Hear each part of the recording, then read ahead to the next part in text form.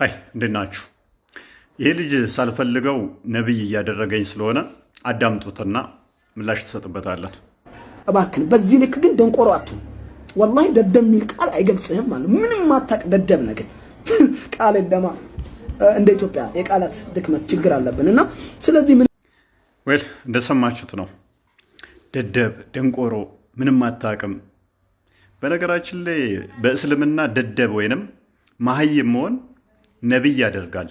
ሳታውቀው ነብይ እያደረከኝ ስለሆነ እኔ አልፈልግም፣ በእናትህ እኔ አልፈልግም፣ ይቅርብኝ። በሱራ 7 157 እና 58 ላይ ነብያችሁ ማንበብ መጻፍ እንደማይችል ይናገራል። በእንግሊዝኛ ማንበብና መጻፍ ማይችል ሰው ኢሊትሬት ይባላል። ኢሊትሬት ሲተረጎም ማህይም ማለት ነው። እኔ ደግሞ ማህይም አይደለሁም። ስለዚህ ማህይም ስላልሆንኩኝ የእኛው ስልጣን ይቅርብኝ፣ አልፈልገውም። በእናትህ ታውን በኋላ እንዳትለኝ ማንበብና መጻፍ ስለምችል ነብይ መሆን አልፈልግም፣ ይቅርብኝ፣ ሁለተኛ እንዳትል ማለት ነው። ሌላኛው ምንድነው እሱ ሳይንስ ጎግል ብታደርግ እንኳን አለ ዝንብ መድኃኒት መሆኗን ታውቃላችሁ አለ።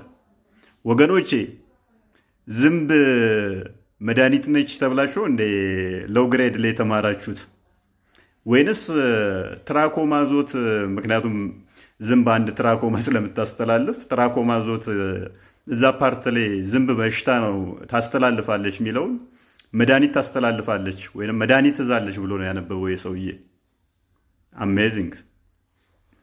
ሌላኛው የኛውን ደግሞ አዳምጡት አሁን የሚለውን ጼፍ ላይ የምትባለው ምንድነው የምታደርገው?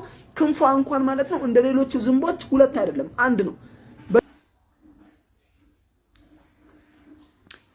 ኦኬ፣ አውሮፕላን ሲበር አይታችኋል። ቢያንስ ባትሳፈሩበት ስንት ክንፍ ነው ያለው? ጀት ስንት ክንፍ ነው ያለው? ለምን ይመስላችኋል ሁለት ክንፍ ያለው?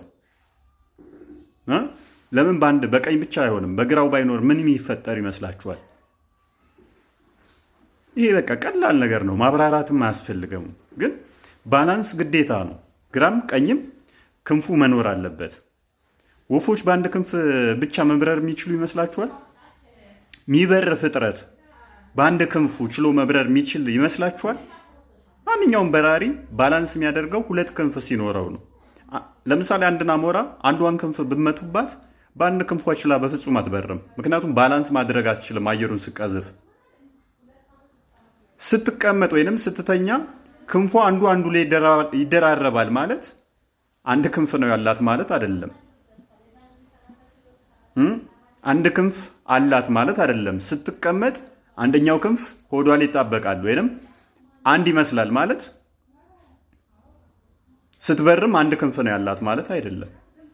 ይሄ የመሃይምነት መገለጫው አንዱ ነው።